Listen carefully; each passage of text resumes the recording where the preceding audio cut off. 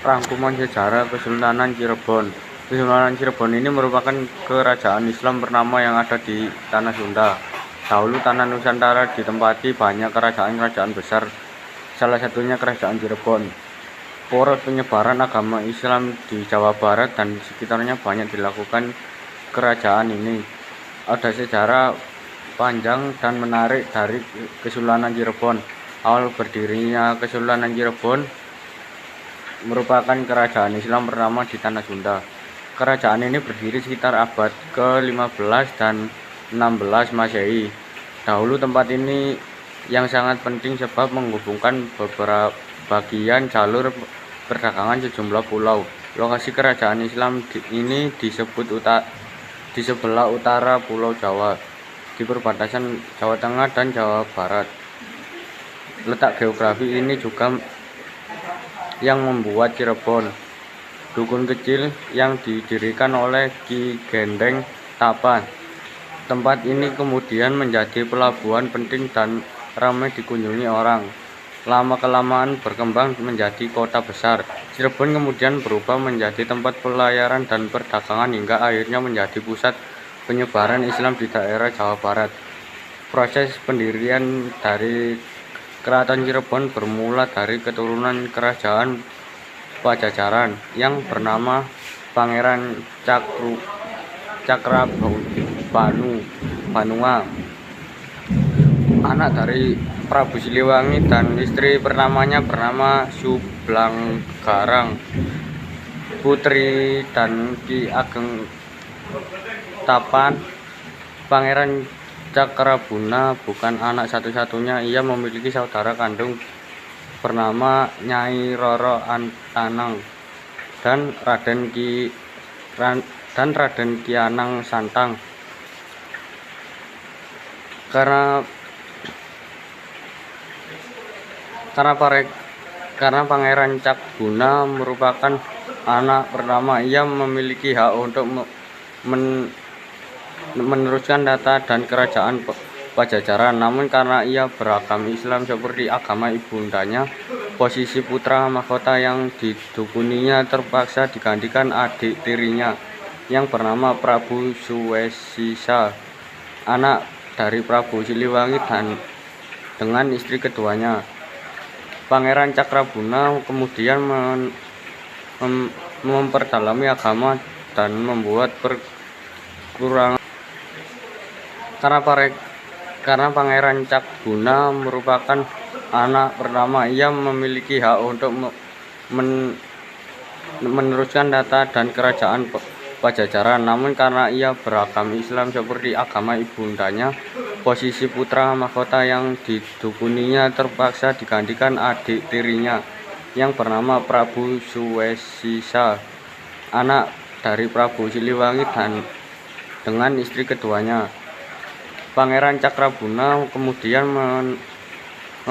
memperdalami agama dan membuat perkurangan di sekitar kebun pesisir.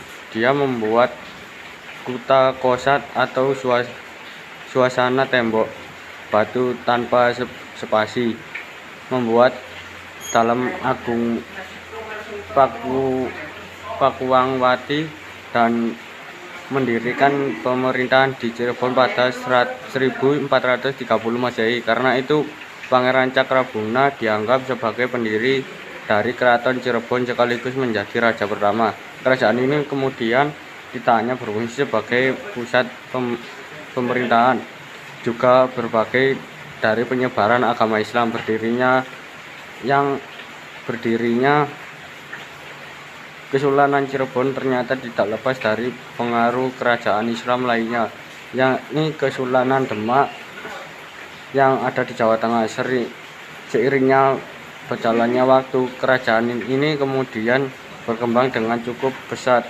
Pemimpin selanjutnya dari kesultanan ini yaitu Saifuddin Hidayatullah atau Sunan Gunung Jati, keponakan dari Pangeran Cakrabuna. Sunan Gunung Jati melanjutkan estafet pemerintah dari tahun 1479 hingga 1568. Pada kepemimpinannya, Kesultanan Cirebon memasuki masa kejayaan. Semua sektor berkembang dengan pesat mulai dari agama, politik, hingga perdagangan. Persebaran agama Islam juga sangat pesat. Dakwah digaungkan di berbagai daerah secara berkelanjutan. Islam semakin dikenal dan panutannya bertambah banyak. Pada bidang politik, terjadi perluasan daerah. Bekerja sama dengan Kerajaan Islam Demak, Kesultanan Cirebon mampu menduduki Pelabuhan Sunda Kelapa pada 1527 M dengan tujuan untuk mencegah masuknya pengaruh Portugis ke wilayah tersebut. Sunan Gunung Jati sukses menggunakan sistem politik dengan asas desentralisasi berpola kerajaan pesisir. Strategi politik ini menerapkan program pemerintah dengan tumbuhan intensitas pengembangan dakwah ke seluruh daerah di Tanah Sunda. Sementara itu, pada sistem ekonomi Kesultanan Cirebon pada saat itu melakukan aktivitas kerjasama perdagangan dengan bangsa Campa, Malaka, India, Cina, dan Arab. Runtuhnya Kesultanan Cirebon. Masa kemasaan dari Kerajaan Cirebon ternyata tidak bisa bertahan lama. Peninggalan Sunan Gunung Jati pada 1568, Kesultanan ini mengalami masa kemunduran. Masuknya pengaruh bangsa asing terutama Belanda menghadirkan banyak polemik yang tidak berkesudahan.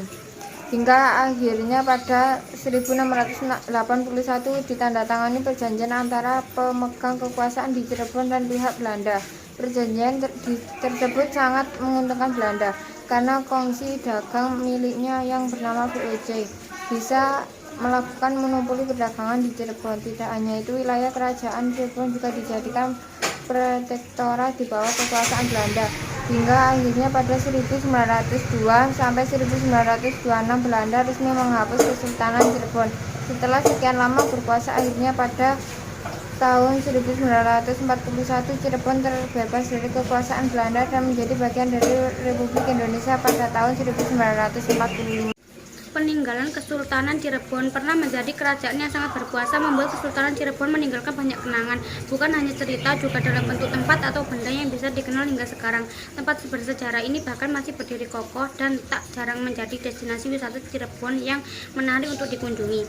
Beberapa peninggalan dari Kerajaan Cirebon diantaranya 1. Keraton Kasepuhan, 2. Keraton Kanoman, 3. Keraton Kacirebonan, 4. Taman Sunyaragi, 5. Kompleks Makan Gunung Sembung, 6. Kompleks Makam Gunung Jatitulah. Rangkuman sejarah Kesultanan Cirebon. Itulah rangkuman sejarah Kesultanan Cirebon. Melihat sejarah tersebut tentu menjadikan bahan refleksi bersama bahwa kita pernah menjadi bangsa yang kuat dan mandiri, sehingga semangat itu seharusnya dibangun di masa sekarang.